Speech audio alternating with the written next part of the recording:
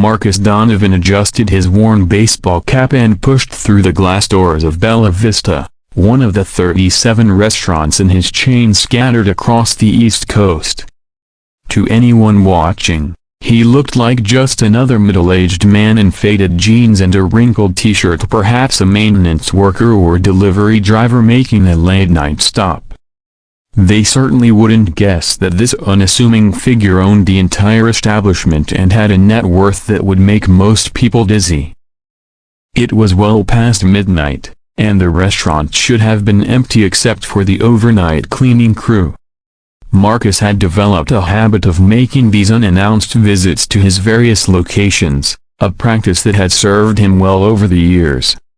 You learned more about your business in 10 minutes of unscripted observation than in hours of boardroom presentations and carefully prepared reports.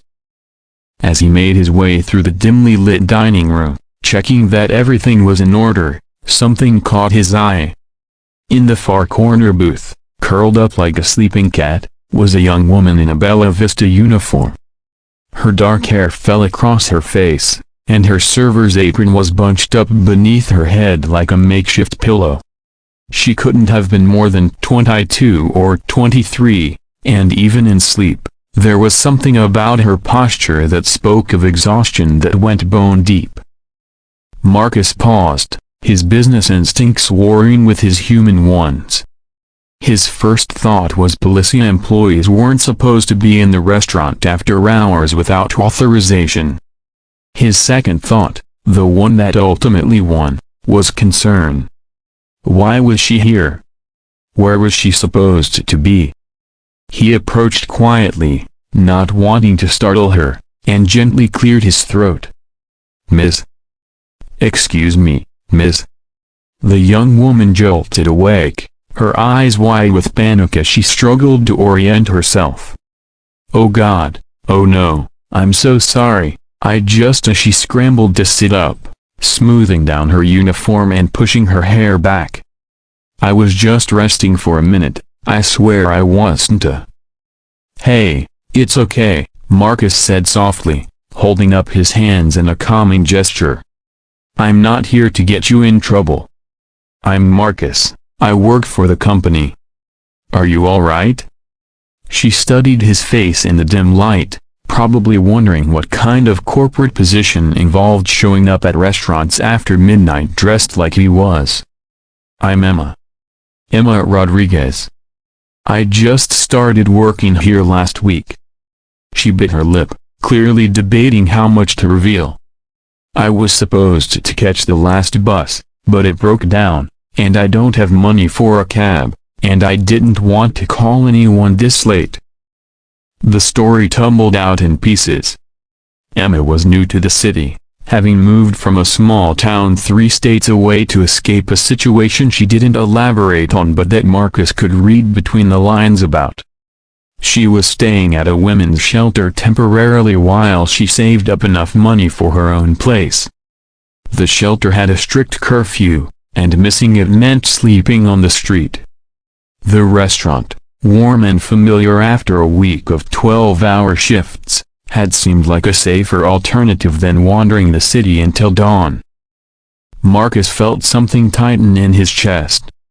Here was a young woman working herself to exhaustion, probably for minimum wage plus tips, and she was so dedicated to keeping this job that she'd rather sleep in the restaurant than risk being late for her next shift.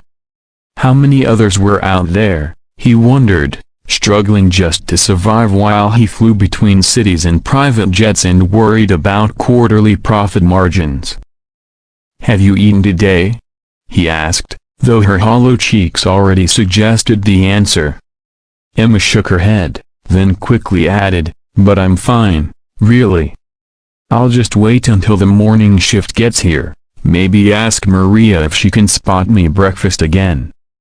Without saying anything, Marcus walked to the kitchen. He'd worked in restaurants since he was 15, before business school and investor meetings and corner offices. His hands still remembered the rhythm of the quick movements, the efficiency born of necessity.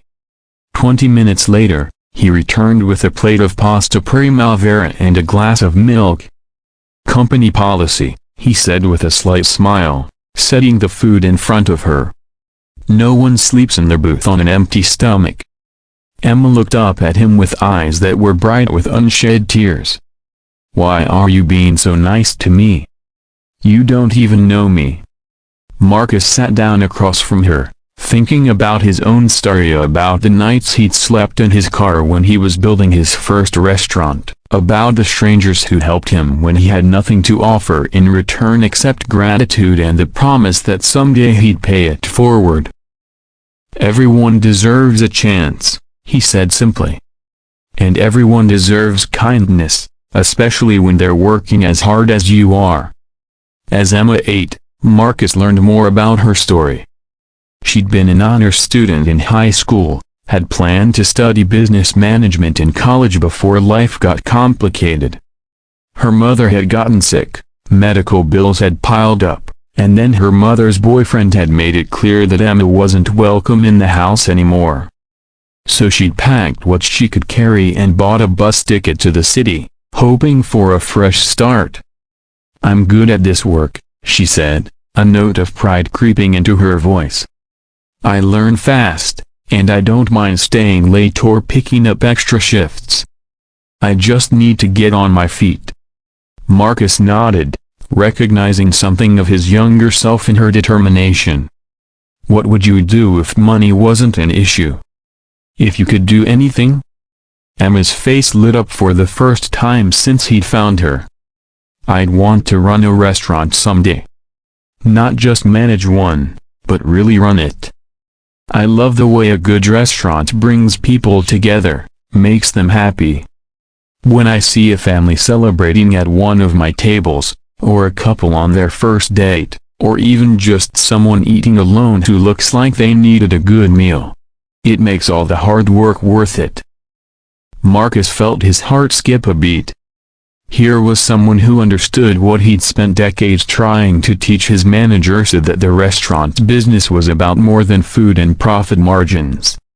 It was about creating experiences, about being part of people's lives during their important moments. They talked until the sky began to lighten outside the windows.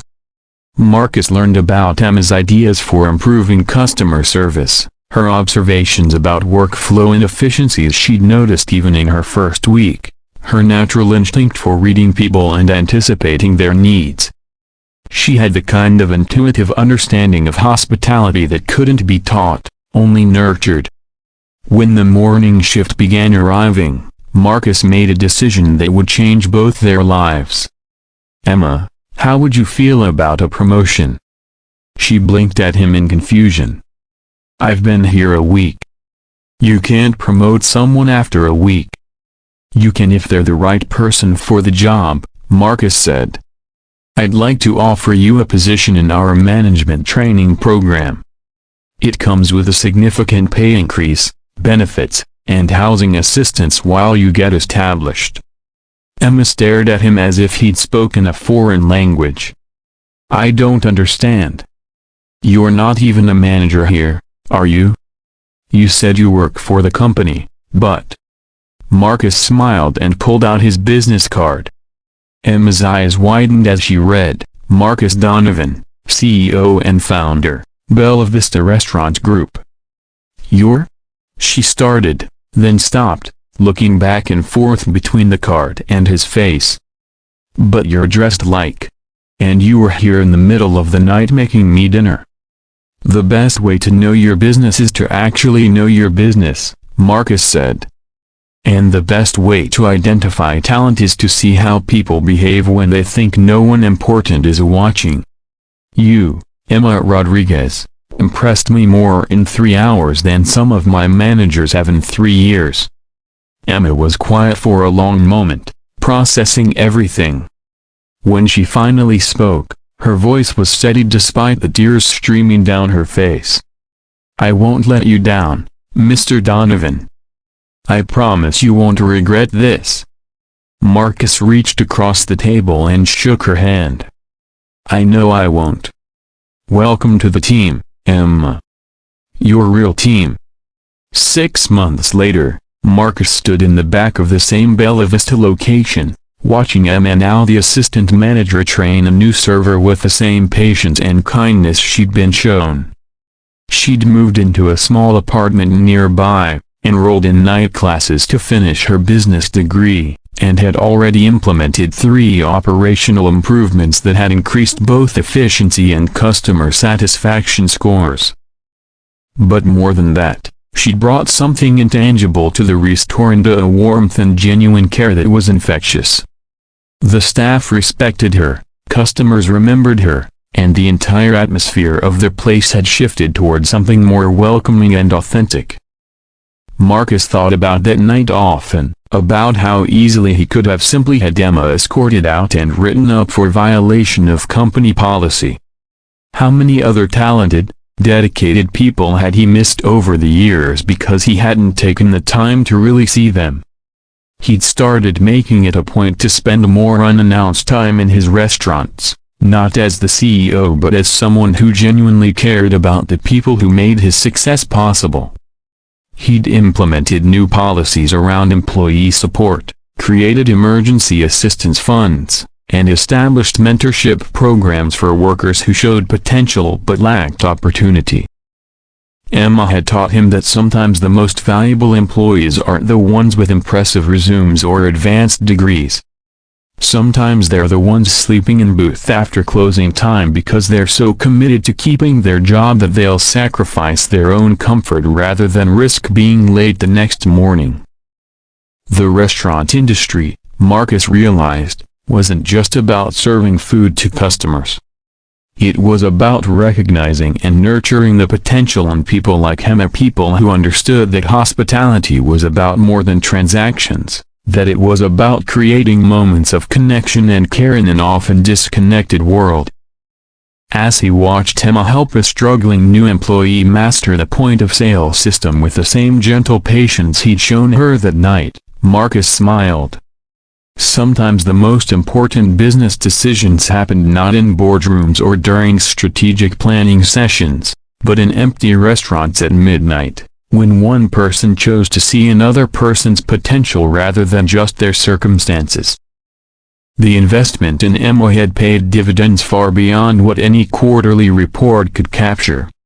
She'd reminded him why he'd fallen in love with the restaurant business in the first place, and in doing so, she'd helped him become not just a better CEO, but a better human being.